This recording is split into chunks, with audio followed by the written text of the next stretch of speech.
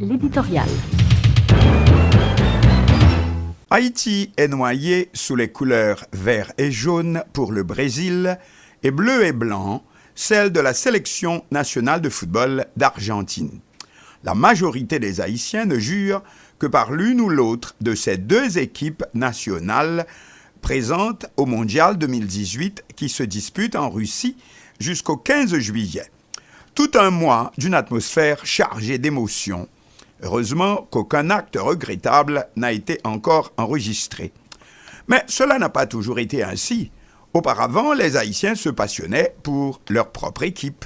Les rencontres entre le Violette et le Racine au stade Silvio Cator à Port-au-Prince ne fanatisaient pas seulement nos compatriotes, mais ces deux formations en étaient même venues à symboliser réciproquement une entité sociale. Le Violette, soi-disant bourgeois, versus le Racine, prétendument plus près du peuple. Comme dit la chanson de Tika N'Dia, le gouvernement était divisé, l'armée était divisée, même les mamas au marché étaient divisées. Cela va si loin qu'on rapporte que lors de l'invasion du 28-29 juillet 1958 par un commando d'anciens officiers du gouvernement militaire précédent, commando conduit par l'ex-capitaine Alix Pasquette, c'est à un ancien compagnon d'armes de ce dernier que le président François Duvalier, dit Papadoc, s'adressa pour conduire la contre-offensive qui allait écraser les envahisseurs. Papadoc fit appel au capitaine André Faro par ces mots « Faro Menegua ». Le vieux filou savait que lors de la construction du nouveau stade, appelé d'abord Stade Magloire, c'est à Pasquette que le président général Paul Magloire avait accordé le contrat, alors que celui-ci était souhaité également par Faro. Or, Pasquette était violettiste et Faro un supporter du Racine.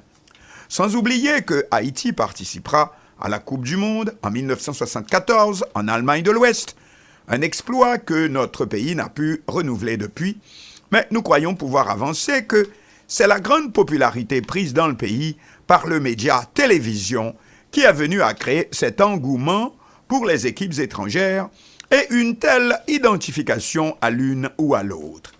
Cependant, on peut se demander aussi si l'Haïtien n'est pas prédisposé à cela, à vivre, si l'on peut dire, par procuration, certaines activités, particulièrement dans les domaines intellectuels, artistiques ou musicaux.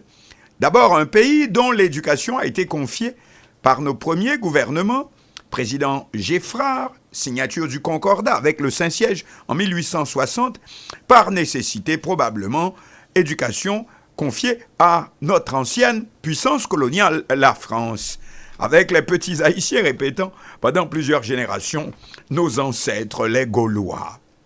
Un professeur d'université polonais, accompagné de deux doctorantes italiennes, passionnées de littérature haïtienne, faisait récemment cette remarque au cours d'une interview sur nos ondes, qu'ils n'avaient pu rencontrer au cours de leur visite aucun des écrivains haïtiens qu'ils avaient sur leur liste, car tous vivent aujourd'hui en Europe, principalement en France. Tout comme il se dit que si les cadres haïtiens ne restent pas longtemps au pays pour aller vivre sous d'autres cieux, ce n'est pas seulement à cause du manque d'opportunités chez nous, mais aussi parce que l'haïtien progresse mieux à l'extérieur. Haïti est le parfait panier de crabes où l'on se bat pour s'entraîner les uns les autres vers le bas, vers le fond. Non seulement notre réussite individuelle s'en ressent, mais le progrès de tout un peuple également.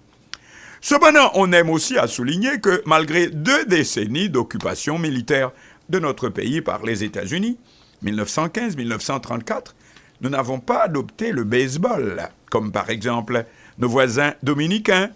Donc, ce ne serait pas un choix totalement aveugle. Même si récemment, certains ont été choqués à l'image d'Haïtiens agitant le drapeau brésilien en chantant la Dessalinienne, notre hymne national. C'est pousser l'identification vraiment très, très loin.